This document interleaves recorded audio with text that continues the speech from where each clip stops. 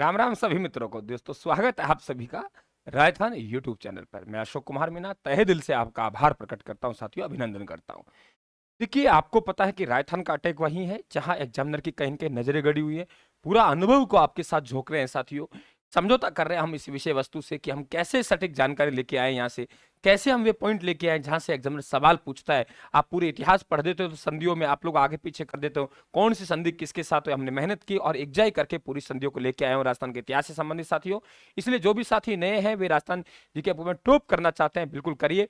आप राजस्थान का mobile app download कर सकते हो, आप यूट्यूब पर क्लास लगा सकते हो। राजस्थान के यूट्यूब पर भी आप लोगों को क्लासें उपलब्ध है, रात को 9 बजे से लाइव चलती हैं। और बाकी यहाँ तो आप लोगों को एंटीबायोटिक मिल रही है। चैनल को सब्सक्राइब करके हमारे परिवार का हिस्सा बने।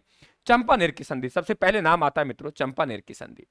देखिए, चंपानेर की संधि की बात करें, वेरी इंपॉर्टेंट संधि है इतिहास की दृष्टि से। कि मालवा के राजा जी प्रथम और महाराणा कुंभा के मध्य युद्ध होता है, जिसे इतिहास में हम लोग क्या कहते हैं, चंपा, हम लोग खम आप लोगों के कौन सा युद्ध कहते हैं, हम लोग कहते हैं उसे सारंगपुर का युद्ध कहते हैं। सारंगपुर का युद्ध हुआ, उसमें मालवा का राजा पराजित हुआ, कुंभा विजय प्राप्त करते हैं। और कुंभा उसके उपलक्ष्य में कौन सा विजय स्तंभ बनवाते हैं, विजय स्तंभ बनवाते हैं। ठीक है। अब क्या हुआ कि महमूद खिलजी दूत था जिसका नाम था ताज खां। इसने कहा यार मैं तो पराजित हो गया, लेकिन मेरा पड़ोसी है गुजरात, उसको मैं साथ लेके दूत ताज खां को कुतुबुद्दीन के पास भेजा, गुजरात के पास, और कहा कि आप इधर से अटैक करूंगा।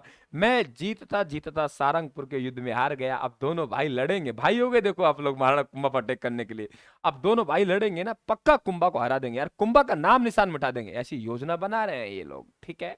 और सब चढ़ाई कर दी महाराणा कुंभा पे। तो चंपानेर की संधि महाराणा कुंभा पे अटैक को लेके हुई, और साथियों पूरी तरीके से ठोका मारी हुई, कूटा कूटी खूब हुई, और इनको ऐसा पीटा साहब दूर तक पीछे मुड़ के देखे नहीं। तो कहने का मतलब इनके मध्य युद्ध हुआ। इस युद्ध संधि के बाद उसे इतिहास में बदनौर का युद्ध कहते हैं, बदनौर का युद्ध।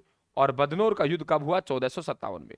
और इस युद्ध में भी विजय किसको मिली, कुंभा को। और इस विजय के उपलक्ष्य में सारा आप लोगों का मंदिर बनवाया बदनौर भीलवाड़ा में। तो ये थी दोस्तों चंपानेर की संधि। बात करते हैं पुरंदर की संधि, जून आप लोगों के 1665 में होती है। ये संधि क्या थी, औरंगजेब और मराठा सरदार शिवाजी, औरंगजेब की तरफ से जो प्रतिनिधित्व करेगा वे कौन करेगा, मिर्जा राजा जयसिंह जाएगा, संधि होगी। शिवाजी कह रहे हैं मुझे मुगलों पर विश्वास नहीं है, लेकिन ये भरोसा दिलाते हैं मिर्जा राजा जयसिंह कि आपके साथ कुछ नहीं होगा। तो आपको 35 दुर्गों में से 23 दुर्ग मुगलों को दे दिया गया। शिवाजी मान गए, लेकिन फिर भी शिवाजी को धोखे से औरंगजेब ने बंदी बनाया, आगरा की राम सिंह की हवेली में रखा, लेकिन उसको भागने में मदद किसने की, मिर्जा राजा जयसिंह ने। ये इतिहास में पुरंदर की संधि है। ठीक है। औरंगजेब की तरफ से कौन है, मिर्जा राजा जयसिंह है, और शिवाजी सरदार मराठा है, ध्यान रखें आप लोग। ठीक है। आवल बावल की संधि, दोस्तों आवल बावल मेवाड़ मारवाड़ के मध्य हुई थी, क्योंकि आपको पता है मेवाड़ मारवाड़ के संबंध एक तरफ बिगड़ गए थे पूरी तरीके से। और फिर लाखा के मोकल पुत्र पैदा होता है।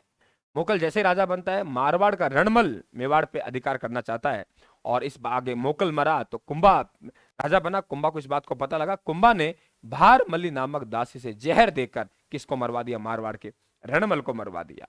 राव जोधा भाग थारो रण मिले तो मारे गयो। राव जोधा भाग के काहुनी गांव में शरण लेता है। संबंध बिगड़ चुके हैं, आगे कहानी प्रारंभ होती है। कई जगह हमें 1400 ध्यान रखना, आपके 53 मिलता है, कई जगह 1457 मिलता है, अलग अलग कहानियां मिलती है, लेकिन जो भी हो संधि हुई। तो मेवाड़ के तो कौन है, महाराणा कुंभा, मारवाड़ के राव जोधा है। रिश्ते में हंसा भाई जोधा की तो भुआ लगती है, कुंभा की दादी लगती है। उनकी मध्यस्थता से एक संधि हुई जिसे हम लोग मेवाड़ मारवाड़ संधि कहते हैं। और उसमें जो सीमांकन किया गया वे आंवला और बबूल, मेवाड़ मारवाड़ की सीमा का मूल बिंदु सोजत रखा गया, और आंवला और बबूल के पेड़ लगाए गए थे। इसलिए इतिहास में इसे आवल बावल की संधि भी कहते हैं। क्या कहते हैं इतिहास में, आवल बावल की संधि भी कहते हैं, ये पता होना चाहिए। दूसरा हम लोग बात करें दोस्तों मुगल आमिर। देखिए मुगल बादशाह कौन है, अकबर।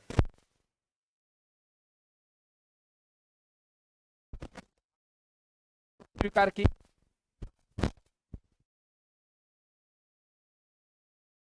आदि मिलती है। ये पहला राजा है भारमल जो मुगलों के साथ एक तो वैवाहिक संबंध स्थापित करेगा, एक संधि करेगा, अधीनता स्वीकार करेगा, और अपने बेटे और पोते को मुगलों की सेवा में भेजेगा।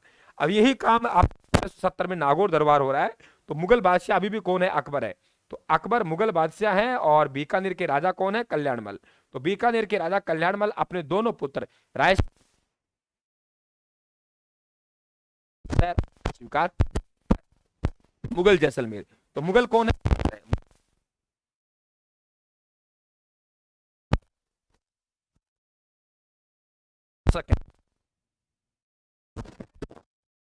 पास में आर्थिक तंगी, तो राव चंद्रसेन ने हरिराय भाटी जैसलमेर के शासक के पास पोखरण का दुर्ग गिरवी रखा था, ये ध्यान रखना आप लोग, जैसलमेर में। तो 1570 मुगल की थी। दो राजा ऐसे, ध्यान रखना, बहुत इंपॉर्टेंट क्वेश्चन है। बीकानेर कल्याणमल, जैसलमेर के हरिराय भाटी। जो नागौर दरबार 1570 का आयोजन करवाया अकबर ने आमेर के राजा अधीनता स्वीकार की, ये पता होना चाहिए आप लोगों को। मारवाड़, देखिए मुगलों मारवाड़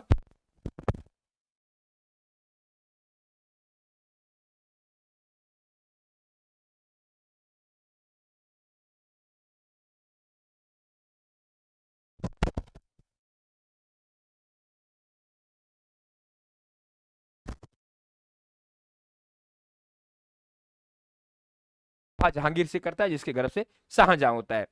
मुगल मेवाड़ संधि, दोस्तों ये जामोली की संधि है, ये देखिए जामोली की संधि जयपुर के ईश्वर सिंह और माधो सिंह के मध्य संघर्ष चला था, ठीक है, क्योंकि सवाई जयसिंह ने देवरी समझौता तहत माधो सिंह को राजा बनाना था, लेकिन ईश्वर सिंह राजा बना। दोनों भाइयों में झगड़ा हुआ, आपस में चढ़ाई होगी, राजमहल और बगरू का युद्ध होंगे। दोनों युद्धों से पहले के इतिहास में जामोली की संधि होगी, और जामोली की संधि में ईश्वर सिंह माधो सिंह को कुछ इलाका देगा जयपुर का, ये ध्यान रखें आप लोग, बाकी इतिहास में आपको समझ में आएगा। वेरी इंपॉर्टेंट, मैंने स्टार लगा रखा है, ठीक है। मेवाड़ मुगल संधि, मेवाड़ मुगल संधि 2 बार हुई है, क्या कहा मैंने, मेवाड़ मुगल संधि 2 बार हुई है मित्रों, 2 मेवाड़ मुगल संधि हुई है। एक मेवाड़ मुगल संधि, ठीक है, एक मेवाड़, तो एक मेवाड़ मुगल संधि है जो आपके जहांगीर करेगा। कौन करेगा, जहांगीर करेगा। जहांगीर किसे करेगा, 1615 में, और इसे हम लोग प्रथम संधि,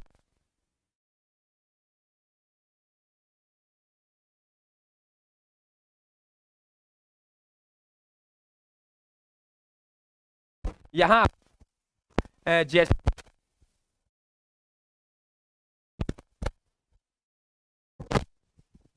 संधि हुई, ये आपके 1615 में हुई, और मेवाड़ के पहले महाराणा अमर सिंह प्रथम जो अधीनता स्वीकार करेगा, लेकिन शर्तें हैं, मैं मेवाड़ मुगल में दरबार में उपस्थित नहीं होऊंगा, मेरा बड़ा पुत्र मुगल दरबार में उपस्थित होगा, 1000 का मनसब मिलेगा, मैं मुगलों से वैवाहिक संबंध स्थापित नहीं करूंगा, चित्तौड़गढ़ का किला मुझे चाहिए।